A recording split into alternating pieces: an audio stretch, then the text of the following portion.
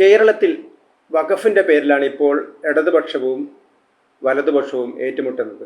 10 വർഷമായി പ്രതിപക്ഷത്തിരുന്ന UDF ഇപ്പോൾ അധികാരത്തിൽ വന്നു. 10 വർഷമായി അധികാരത്തിലിരുന്ന LDF പ്രതിപക്ഷത്തായി. LDF ഭരിക്കുന്ന സമയത്ത് രൂപീകരിച്ച വഖഫ് ബോർഡാണ് ഇപ്പോൾ കേരളത്തിൽ നിലവിലുള്ളത്. ആ വഖഫ് ബോർഡും UDFനെതിരായിട്ടുള്ള നിലപാടാണ് സ്വീകരിക്കുന്നത്. എന്നാൽ ഈ ഒരു തർക്കങ്ങളുടെയൊക്കെ അടിസ്ഥാന കാരണം പരമാവധി വർഗീയ പ്രചരണം നടത്തുകയാണ് രണ്ട് മുന്നണികളും ചെയ്യുന്നത് എന്നുള്ളത് തന്നെയാണ്. നമുക്കറിയാം 2025 കഴിഞ്ഞ വർഷമാണ് കേന്ദ്ര സർക്കാർ വഖഫ് ഭേദഗതി നിയമം കൊണ്ടുവന്നത്. ഈ ഭേദഗതി നിയമം കൊണ്ടുവന്നത് തന്നെ വഖഫ് നിയമത്തിൽ അനേകം പ്രതിലോമപരമായ കാര്യങ്ങളുള്ളത് കൊണ്ടാണ്. ഇപ്പോൾ കേരളീയർ തന്നെ എറണാകുളത്ത് മുനമ്പത്ത് അനുഭവിച്ചതാണ് ഈ വഖഫിൻ്റെ പേരിലുള്ള. കാരണം നൂറുകണക്കിന് പേർ, 600ഓളം പേർ അവർ വില കൊടുത്ത് വാങ്ങിയ സ്വന്തം ഭൂമി അത് വഖഫ് ഭൂമിയാണെന്ന് പ്രഖ്യാപിക്കപ്പെട്ടതോടെ അവർ അവിടുന്ന് പുറത്തേക്ക് പോകേണ്ട ഒരു ഗതികേട് വരെ ഉണ്ടായി. അങ്ങനെ വലിയൊരു സമരമാണ് വഖഫിൻ്റെ പേരിൽ അല്ലെങ്കിൽ വഖഫ് നിയമത്തിനെതിരായിട്ട് അവർ നടത്തിയിരുന്നത്. അതേപോലെ തന്നെയാണ് തമിഴ്നാട്ടിൽ ഒരു പഞ്ചായത്ത് മുഴുവൻ, അവിടെ ഒരൊറ്റ മുസ്ലിം പോലും ഇല്ലാതിരുന്നിട്ടും ആ പഞ്ചായത്ത് മുഴുവൻ വഖഫ് ഭൂമിയായിട്ട് വഖഫ് ബോർഡ് പ്രഖ്യാപിക്കുകയാണ്. കാരണം വഖഫ് നിയമത്തിലെ 40-ാം വകുപ്പ് പറയുന്നത് വഖഫ് ബോർഡിന് ഏതൊരു ഭൂമിയും അത് വഖഫായി പ്രഖ്യാപിക്കാം. അതല്ലെന്ന് തെളിയിക്കേണ്ടത് ആ പ്രഖ്യാപിക്കപ്പെട്ട ആ സ്ഥലത്തിൽ നിലവിൽ കൈവശം വെച്ചിരുന്ന ആളാണ്. അവരത് വഖഫ് ട്രിബ്യൂണലാണ് അതിന് പോവേണ്ടത്. അപ്പം തികച്ചും ഒരാളുടെ സ്വാതന്ത്ര്യത്തിന് കയ്യേറുന്ന അല്ലെങ്കിൽ ഒരാളുടെ സ്വത്തവകാശത്തിൽ കയ്യേറുന്ന നിയമമാണ് വഖഫിൻ്റെ ഉണ്ടായിരുന്നത്. അതിനാണ് അങ്ങനെ ഒരു കാരണം, അങ്ങനെ നിരവധി കാരണങ്ങളുള്ളത് കൊണ്ടാണ് കേന്ദ്ര സർക്കാർ വഖഫ് ഭേദഗതി നിയമം കൊണ്ടുവന്നത്. ഇവിടെ ആ നിയമത്തിനകത്ത് ഒരു വ്യവസ്ഥ ഉണ്ടായിരുന്നു. വഖഫിൻ്റെ ബോർഡിൽ 2 പ്രതിനിധികൾ, അമുസ്ലിങ്ങളായിട്ടുള്ള 2 പേർ വേണം. അപ്പം ഇതിനെയാണ് പരമാവധി ബഹളമുണ്ടാക്കി പ്രയോജനപ്പെടുത്താൻ വേണ്ടി വർഗീയ പ്രചരണത്തിനായിട്ട് 2 മുന്നണികളും ഉപയോഗിക്കുന്നത്. അവർ സാധാരണക്കാരെ പെട്ടെന്ന് തന്നെ ചിന്തിക്കും, ഒരു ഭാഗത്ത് ദേവസ്വം ബോർഡുണ്ട്, അതുപോലെ തന്നെ പാരിഷ് കൗൺസിലുകളും ചർച്ചിൻ്റെ സംവിധാനങ്ങളൊക്കെ ഉണ്ട്, അതേപോലെ തന്നെ വഖഫ് ബോർഡുണ്ട്. അപ്പോൾ അത് മുസ്ലിങ്ങളതാണ്, ഒന്ന് ക്രിസ്ത്യാനികളതാണ്, ഒന്ന് ഹിന്ദുക്കളതാണ്. അപ്പോൾ ക്ഷേത്രങ്ങൾ എങ്ങനെയാണോ ദേവസ്വം ബോർഡ് നടത്തുന്നത് അതേപോലൊരു സംവിധാനമാണ് വഖഫ് ബോർഡ് എന്നാണ് പലരും ധരിച്ചു വച്ചിരിക്കുന്നത്. സത്യത്തിൽ അങ്ങനെയല്ല. കാരണം വഖഫ് ബോർഡിന് പള്ളികളുടെ ആരാധനാപരമായ കാര്യങ്ങൾ നിയന്ത്രിക്കാനുള്ള യാതൊരു അധികാരവും ഇല്ല. അതുമായിട്ട് ബന്ധപ്പെട്ടതേ അല്ല. അതൊരു ആത്മീയമായ പ്രവർത്തനമേ അല്ല നടത്തുന്നത്. അത് സ്വത്തുക്കൾ സംരക്ഷിക്കാനുള്ള, സ്വത്തുക്കൾ പരിപാലനം നടത്താനുള്ള ഒരു സംവിധാനമാണ്. അതേ സമയത്ത് തന്നെ വഖഫിൻ്റെ നീരാളിപ്പിടുത്തത്തിൽ വരുന്നത് മുസ്ലിങ്ങളല്ലാത്ത ആളുകളാണ്.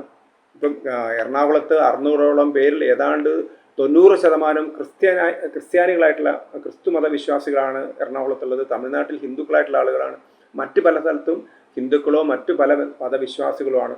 അപ്പം അങ്ങനെയുള്ള ആളുകളുടെ താല്പര്യം, അതായത് വഖഫ് ബോർഡ് തങ്ങളുടെ സ്വത്താണെന്ന് പ്രഖ്യാപിക്കുന്ന സമയത്ത് ആ സ്വത്ത് ആരുടെ കൈവശമാണോ ഉള്ളത് അവരുടെ കൂടി പ്രതിനിധികളെ ഉൾപ്പെടുത്തണം, അല്ലെങ്കിൽ അവരുടെ കൂടി കാര്യങ്ങൾ അറിയണം, അവരുടെ കൂടി വാദം കേൾക്കണം എന്നുള്ളത് കൊണ്ടാണ് വഖഫ് ബോർഡിൽ 2 മുസ്ലിം ഇതരരായ ആളുകളെ കൂടി ഉൾപ്പെടുത്തണമെന്ന് കേന്ദ്ര സർക്കാർ തീരുമാനിച്ചത്. അതിൻ്റെ അടിസ്ഥാനത്തിലാണ് വഖഫ് നിയമം വന്നത്.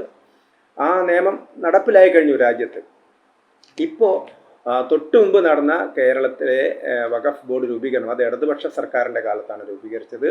അവരെന്താണ് ചെയ്തത്? അവർ അമുസ്ലിങ്ങളായിട്ടുള്ള 2 പേരെ, അതേപോലെ തന്നെ മുസ്ലിങ്ങളിൽ തന്നെ ഷിയ വിഭാഗത്തിൽപ്പെട്ട ഒരാളെ വേണം, ആ നിയമനം നടത്തിയില്ല.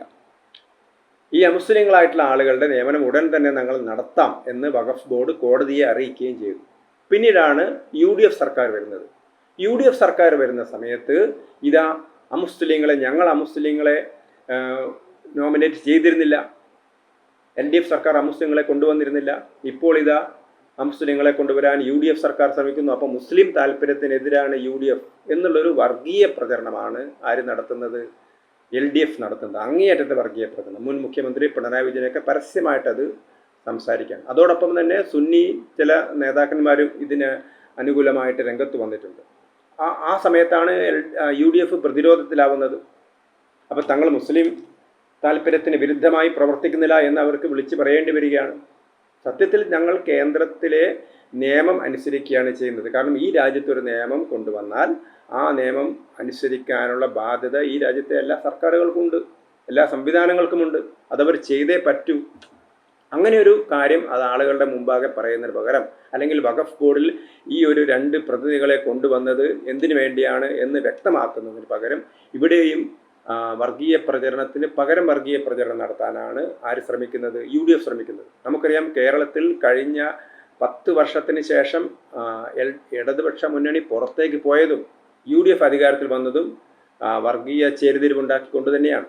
അപ്പം അങ്ങനെ വോട്ട് ബാങ്ക് പൊളിറ്റിക്സിന് വേണ്ടിക്കൊണ്ട് വർഗീയ ചേരിതിരിവുണ്ടാക്കാനുള്ള ശ്രമമാണ്. അല്ലാതെ യഥാർത്ഥത്തിൽ വഖഫ് ബോർഡിൽ എന്തിനാണ് അമുസ്ലിമായ ആളുകളെ കൊണ്ടുവന്നത്, എന്താണ് വഖഫ് ബോർഡിൻ്റെ പ്രവർത്തനം എന്നെങ്കിലും വിശദീകരിക്കാൻ ഈ ആളുകൾ തയ്യാറായിരുന്നെങ്കിൽ ജനങ്ങളുടെ ഇടയിൽ ഒരു കൺഫ്യൂഷൻ ഉണ്ടാവില്ല. പ്രത്യേകിച്ച് മുസ്ലിം ജനവിഭാഗങ്ങളുടെ ഇടയിൽ ഇതാ നമ്മുടെ വഖഫ് ബോർഡിനകത്ത് വരെ മുസ്ലിങ്ങളെ തിരികെ കയറ്റുന്നു എന്നുള്ളൊരു പ്രചരണം, തെറ്റായ പ്രചരണം നടത്താനാണ് നമ്മുടെ പൗരത്വ ഭേദഗതി നിയമ സമയത്തും ആർട്ടിക്കിൾ 370 പിൻവലിക്കുന്ന സമയത്തൊക്കെ ഉണ്ടായിരുന്ന പോലത്തുള്ള തെറ്റായ പ്രചരണം നടത്താനാണ് മതസംഘടനകളും ശ്രമിക്കുന്നത്. അതിനെ പ്രോത്സാഹിപ്പിക്കാനാണ് ഇടതുപക്ഷവും വലതുപക്ഷവും ശ്രമിക്കുന്നത്. അപ്പോൾ ഇങ്ങനെ ഒരു യഥാർത്ഥ പ്രശ്നങ്ങളിൽ മറച്ചു പിടിച്ചുകൊണ്ട് വർഗീയ ചേരിതിരിവുണ്ടാക്കി ലാഭം കൊയ്യാനുള്ള ശ്രമമാണ്. അപ്പോൾ ആ ലാഭം ഇത്ര കാലവും കിട്ടിയിരുന്നത് UDF-നാണ്. കഴിഞ്ഞ തെരഞ്ഞെടുപ്പിൽ, അതുപോലെ തൊട്ടു മുമ്പ് നടന്ന തദ്ദേശ ഭരണ തെരഞ്ഞെടുപ്പിലും 2026 നിയമസഭാ തെരഞ്ഞെടുപ്പിലും മുസ്ലിം വോട്ടിൻ്റെ ഒരു ആനുകൂല്യം ലഭിച്ചിരുന്നത് UDF-നായിരുന്നു. നമുക്കറിയാം, 2016 2021 തെരഞ്ഞെടുപ്പിൽ മുസ്ലിം ലീഗ് അപ്പുറത്തായിരുന്നിട്ട് കൂടി നല്ലൊരു ശതമാനം മുസ്ലിം വോട്ട് നേടാൻ LDF-ന് കഴിഞ്ഞിരുന്നു. അതുകൊണ്ടാണ് അവർക്ക് ജയിക്കാൻ കഴിഞ്ഞത്. നല്ല തന്ത്രങ്ങളൊക്കെ അവർ ആവിഷ്കരിച്ചിരുന്നു. വ്യവസായ പ്രാമാണികമാരായിട്ടുള്ള മുസ്ലിം വിഭാഗത്തിലെ ആളുകളൊക്കെ തന്നെ സ്വതന്ത്ര സ്ഥാനാർത്ഥികളാക്കിക്കൊണ്ട് വോട്ട് പിടിക്കാൻ അവർക്ക് കഴിഞ്ഞിരുന്നു. അങ്ങനെ പലരും MLA-മാരും മന്ത്രിമാരൊക്കെയായി. UDF അപ്പുറത്തായിരുന്നിട്ട് പോലും നല്ലൊരു വിഭാഗം മുസ്ലിങ്ങൾ ഇടതുപക്ഷത്തിൻ്റെ കൂടെ നിന്നു. പക്ഷേ ഇത്തവണ ഈ കഴിഞ്ഞ നിയമസഭാ തെരഞ്ഞെടുപ്പിലും തദ്ദേശ ഭരണ തെരഞ്ഞെടുപ്പിലൊക്കെ മുസ്ലിം കേന്ദ്രീകരണത്തിൻ്റെ ഗുണം അനുഭവിച്ചിരുന്നത് UDF-നായിരുന്നു. അപ്പോൾ ആ UDF-ൽ നിന്ന് ആ വോട്ട് തട്ടിപ്പറിക്കുക, അല്ലെങ്കിൽ തങ്ങളിലേക്ക് കിട്ടിക്കൊണ്ടിരുന്ന ഒരു വോട്ട്, ആ വോട്ട് കുറച്ചൊക്കെ UDF-ലേക്ക് പോയി അത് തിരിച്ചു പിടിക്കാനുള്ള ശ്രമമാണ് ഇപ്പോൾ LDF നടത്തുന്നത്. അതിന് വേണ്ടിയിട്ടുള്ള അങ്ങേയറ്റത്തെ വർഗീയ പ്രചരണമാണ് നടത്തുന്നത്. യഥാർത്ഥത്തിൽ പിണറായി വിജയനും VD സതീശനും ഒക്കെ ചെയ്യേണ്ടത് എന്താണ് വഖഫ് നിയമം, എന്താണ് വഖഫ് ബോർഡ് എന്ന് ജനങ്ങൾക്ക് പറഞ്ഞു കൊടുക്കുകയാണ്. ഇത് മുസ്ലിങ്ങളുടെ പള്ളിയുമായി ബന്ധപ്പെട്ടതല്ല, മുസ്ലിങ്ങളുടെ ആരാധനയുമായി ബന്ധപ്പെട്ടതല്ല, അതിന് അങ്ങനത്തെ ഒരു കാര്യങ്ങളായിട്ട് യാതൊരു ബന്ധവുമില്ല. ഇത് സ്വത്തുക്കളുടെ പരിപാലനം മാത്രമാണ്. ആ വഖഫ് ബോർഡിനൊക്കെ ഉള്ള അധികാരം നിറഞ്ഞൊരു മതസംഘടനയ്ക്കോ മതസ്ഥാപനത്തിനോ ഉള്ള അധികാരമല്ല, ഒരു കളക്ടർക്കും റവന്യൂ ഉദ്യോഗസ്ഥർക്കൊക്കെ ഉള്ള അധികാരങ്ങളാണ് വഖഫ് ബോർഡിനുള്ളത്.